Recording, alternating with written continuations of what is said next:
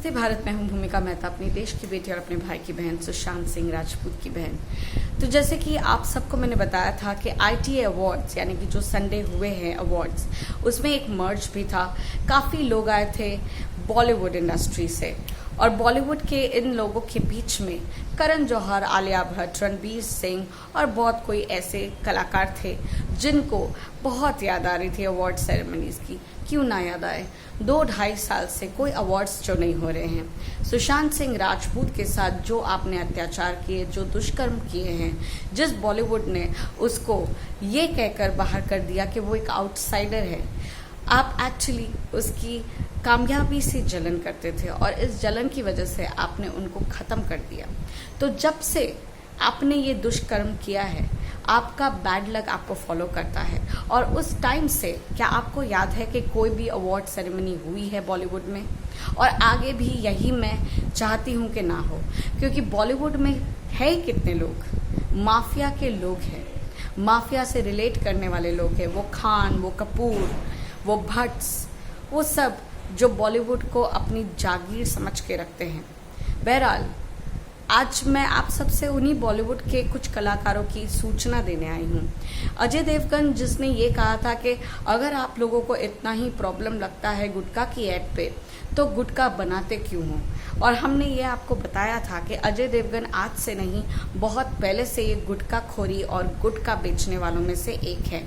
वो सिंघम हो या च्युइंगम हो, उसने पहले से ही गुटखा बेचने का, पान मसाला बेचने का काम धंधा किया हुआ है और उसे कोई प्रॉब्लम नहीं है, कोई भी प्रॉब्लम नहीं है कि उन्हें चाहने वाले लोग जो उन्हें फॉलो करते हैं, वो अगर गलत चीज़ों को फॉलो करेंगे तो उनका क्या होगा। अब मैं आपसे बताना चाहती हूँ कि अजय देवगन ने एक बहुत अच्छी तरकीब सोची है अपने रनवे जो मूवी है, runway I guess runway. Bollywood की बातें ज़्यादा मैं ध्यान में उतनी ही डालती हूँ जितनी ज़रूरी है। तो रनवे बोल के एक मूवी उनकी आ रही है। अब इस प्रमोशन के चक्कर में उन्होंने एक ऐसे बंदे को अपने साथ कर लिया जो बहुत पॉपुलर है अपनी मीम्स में और अपने गानों में। और ये गाने किस तरह के हैं? साथ निभाना साथिया में कुकर कुकर कुकर का जो बोलबाला था वो उन्होंने किया। फिर आपको याद होगा शहनाज गिल का जो मेरा कुत्ता कुत्ता तेरा कुत्ता टॉमी वाला जो टैगलाइन था, वो भी उसने किया। मैं बात कर रही हूँ यशराज मुखाते की। तो यशराज मुखाते के साथ अजय देवगन ने हाथ मिलाया ताकि मुखाते अपने तरीके से उनकी उस मूवी का प्रमोशन कर सके।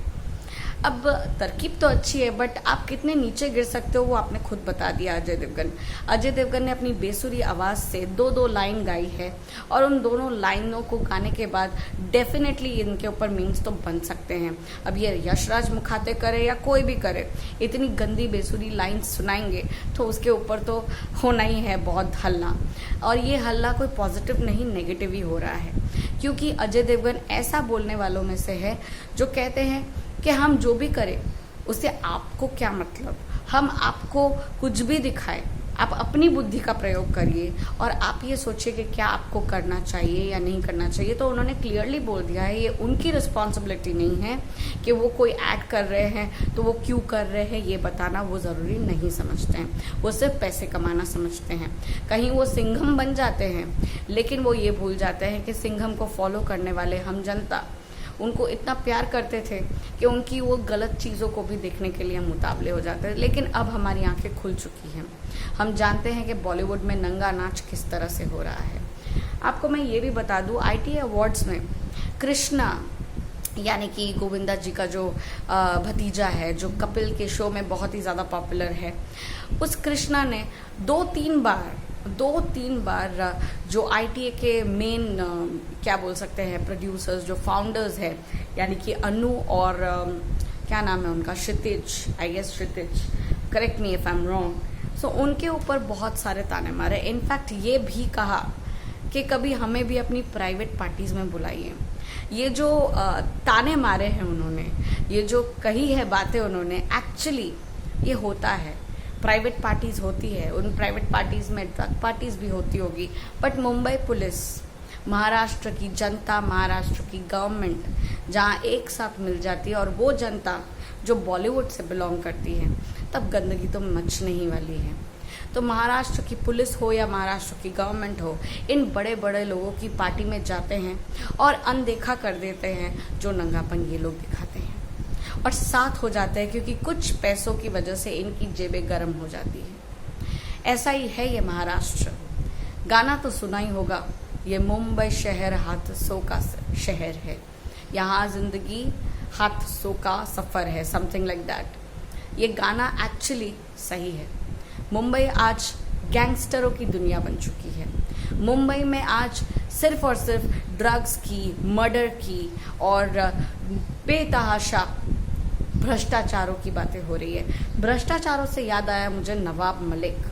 आपको एक सूचना देना चाहती हूँ, जो लोग मेरी वीडियो को फॉलो करते हैं उनको बहुत अच्छे से पता होगा कि मैं नवाब मलिक के ऊपर आप लोगों को न्यूज़ हमेशा देती हूँ, क्योंकि ऐसे भ्रष्टाचारी लोगों के बारे में जानना हमारा फ़र्ज़ बनता है और बताना भी मेरा फ़र्ज़ बनता है। तो नवाब मलिक को कल रात, एक्चुअली तो बहुत दिनों से, बट परसों रात से कुछ ज़्यादा ही तबीयत ख़राब होने लगी, और सुनने में आया है मेरे सूत्रों के हवाले से कि कल आर्थर रोड में रात को 3 बजे से बहुत हल्ला मचा। और ये हल्ला इसलिए मचा क्योंकि बहुत ज़्यादा दर्द होने लगा सीने में नवाब मलिक के। नवाब मलिक जो 18 अप्रैल को कोर्ट में ये बता चुके थे कि मेरी तबीयत बहुत ज़्यादा ख़राब है और मुझे यहाँ से बाहर निकाल के मुझे अच्छे हॉस्पिटल में एडमिट करिए, क्योंकि ये लोग मुझे पेन किलर्स देते हैं, पेन किलर्स से कोई असर नहीं होता है, मेरी तबीयत ख़राब हो जा रही है, मेरे गुर्दे ख़राब हो गए हैं, मुझे लिवर का इशू है, मुझे शुगर है, मुझे हाइपरटेंशन है, ब्ला ब्ला ब्ला ब्ला ब्ला ब्ला ब्ला।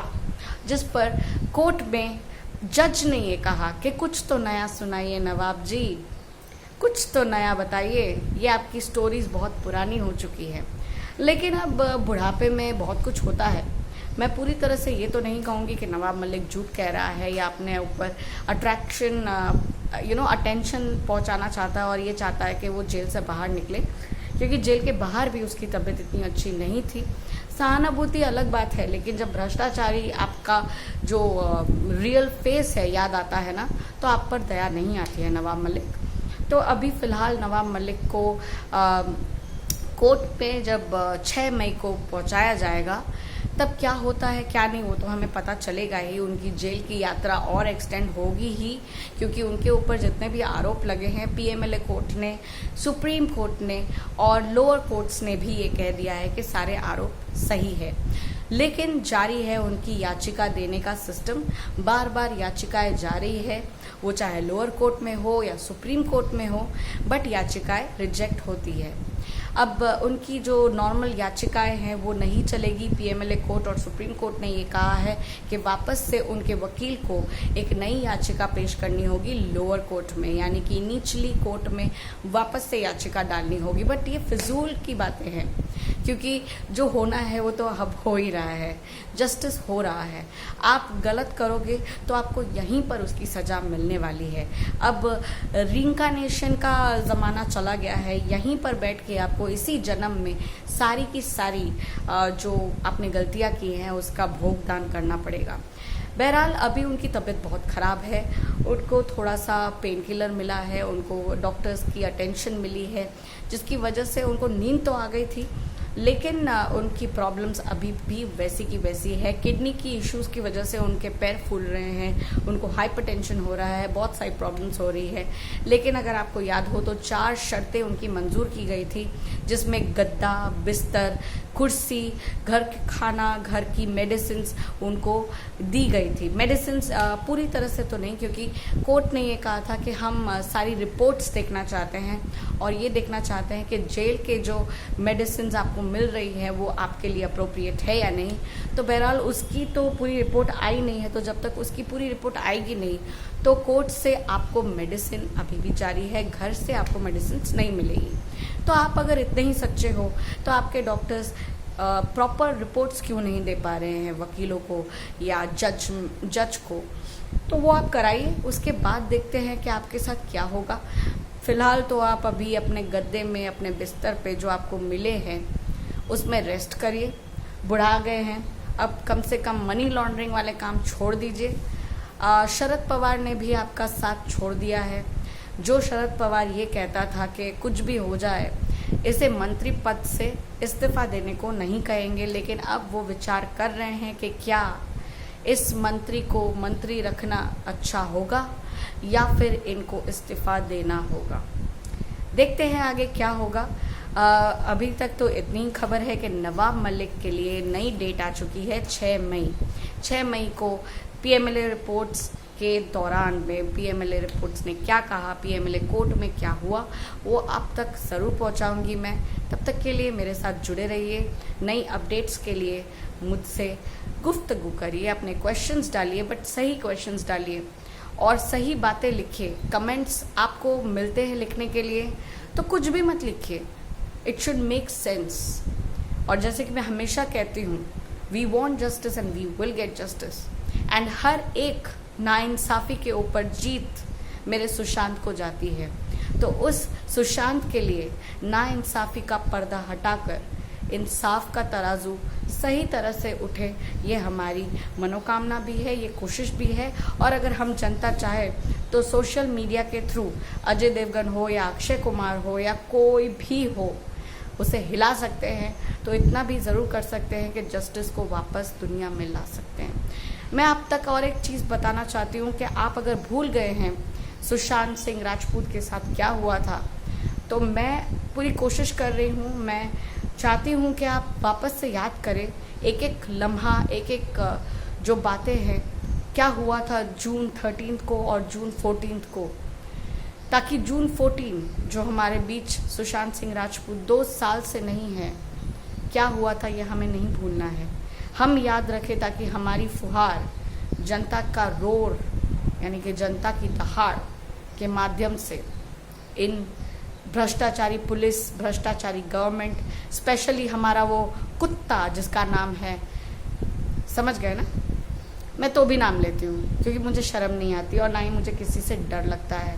मैं उसी कुत्ते की बात कर रही हूँ जो महाराष्ट्र का सीएम बन के बैठा है, जिसका नाम है उद्धव ठाकरे, और उसका पेंगुइन, उसका बेटा आदित्य ठाकरे, जो सूरज पांचोली के साथ, जो आदित्य पांचोली का बेटा है, सलमान खान का अच्छा दोस्त का बेटा है, उन सबको याद करिए, उन सारी तकलीफ़ों को याद करिए जो हमारे भाई सुशांत सिंह राजपूत को हुई थी, और उसका बदला लेने के लिए एकजुट होइए।